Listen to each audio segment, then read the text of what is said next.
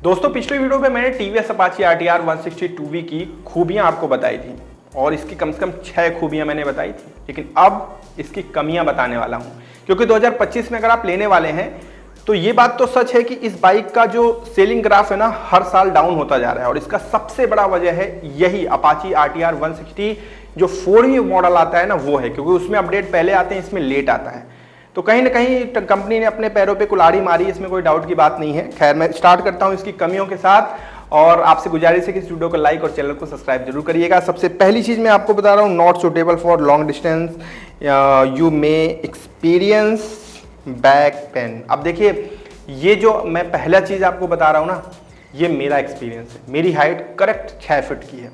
वैसे तो ये बाइक हर हाइट के बंदे के लिए परफेक्ट मानी जाती है, लेकिन फिर भी इस बाइक को अगर आप सिटी में चला रहे हैं ना और डेली कम्यूट कर रहे हैं तो ये बाइक परफेक्ट है, नो डाउट। लेकिन अगर आप लंबी दूरी पे लेकर जाना चाहते हैं, आप मान लीजिए 100 किलोमीटर, 150 किलोमीटर, 200 किलोमीटर आपको कंटिन्यू चलाना है, तो आपको प्रॉब्लम फेस करना पड़ेगा भाई, क्योंकि मैंने ये चीज़ करी है।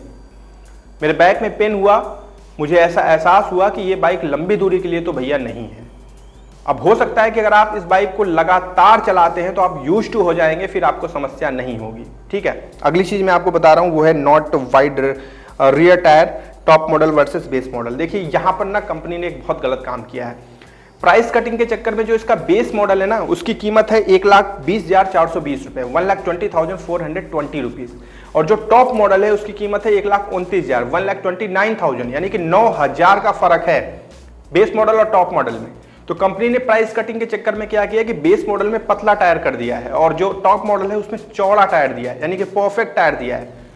तो यार ये गलत चीज है। मुझे लगता है कि प्राइस कटिंग और भी कहीं की जा सकती थी, लेकिन टायर थोड़े चौड़े होते हैं ना तो बाइक पीछे से भौकाली और अच्छी भी लगती है। यार 160 सीसी की बाइक लेके घूम रहे हैं, अच्छे खासे पैसे खर्च कर रहे हैं और थोड़े से पैसे बचाने के चक्कर में हमने बेस मॉडल ले लिया, तो अब जिंदगी पर पछताएंगे भैया पीछे से तो साइकिल की तरह लग रही है, मजा नहीं आ रहा है।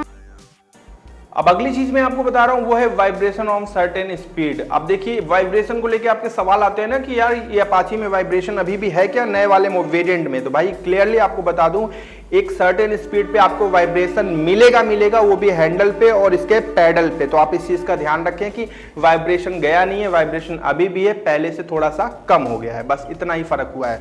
अब अगला डिसएडवांटेज मैं बता रहा हूँ, not good for pillion Riders. भैया ये दर्द मैं आपके साथ जरूर साझा करूंगा, क्योंकि मुझे याद है प्रयागराज से मुझे कानपुर जाना था और मेरा उस समय चलाने का मूड नहीं था। मैंने अपने दोस्त को दिया, मैंने कहा यार तुम कुछ देर तक बाइक चलाओ, तो उसने चलाया और मुश्किल से मैं 30 या 35 किलोमीटर तक पीछे बैठा था पिलियन वाली सीट पर।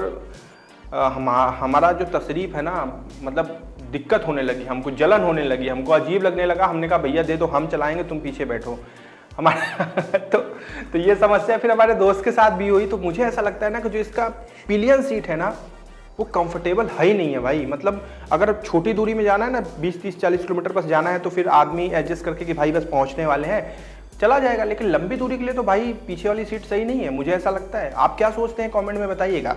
अब अगली चीज़ मैं आपको बता रहा हूँ फिर कि slow update compare to Apache 160 देखिए ये दर्द है जो इस वाले वेरिएंट को लेकर घूमने वाले मेरे भाई लोग हैं, उनके साथ ये दर्द तो है भाई।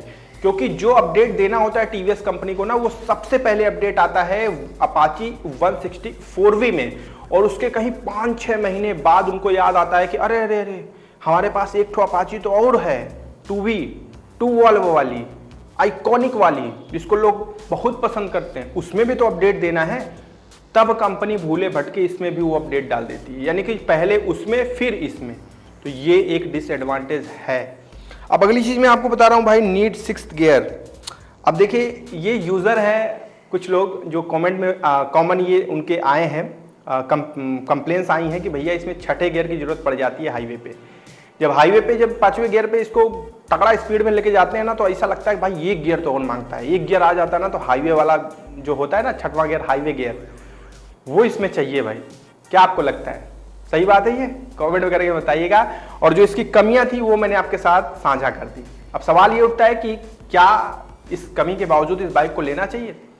देखिए आप इस बाइक को ले सकते हैं। अगर आप इसके वैल्यू फॉर मनी वाले वेरिएंट की बात करें तो वो इसका है डिस्क वाला वेरिएंट, जिसकी एक्स शोरूम प्राइस 1,24,000 है, यानी कि 6,000 रुपये आप टॉप मॉडल से बचा सकते हैं अगर आप मॉडर्न फीचर नहीं चाहते हैं, जैसे Bluetooth connectivity, gear position indicator, ये सारी चीज़ें अगर आप नहीं चाहते हैं तो आप वो वाला वेरिएंट इसका ले सकते हैं, वैल्यू फॉर मनी। और अगर आपके पास बजट बन रहा है तो टॉप मॉडल ले सकते हैं, लेकिन लेने से पहले आपको बस इतना करना है कि आपको लेना है इसका टेस्ट राइड, ताकि आप हर एंगल से चीज चेक कर पाए कि ये बाइक आपके लिए कितनी कंफर्टेबल है। बिना टेस्ट राइड के बाइक ले रहे हैं तो यानी आप आंख बंद करके बाइक ले रहे हैं, टेस्ट राइड का कोई भी पैसा नहीं लगता है। अब बाइक से जुड़ी हुई कोई वीडियो अगर आप हमसे साझा करना चाहते हैं, कोई कंप्लेन, कोई भी शिकायत वाली वीडियो, कुछ भी, तो आप राइट टू नो के नाम से मेरा इंस्टाग्राम पे हैंडल है, वहां पर आप मुझे मैसेज करिएगा, आगे की चीजें हम वहीं पे डिस्कस कर लेंगे। चलिए ध्यान रखिएगा अपना, जय हिंद।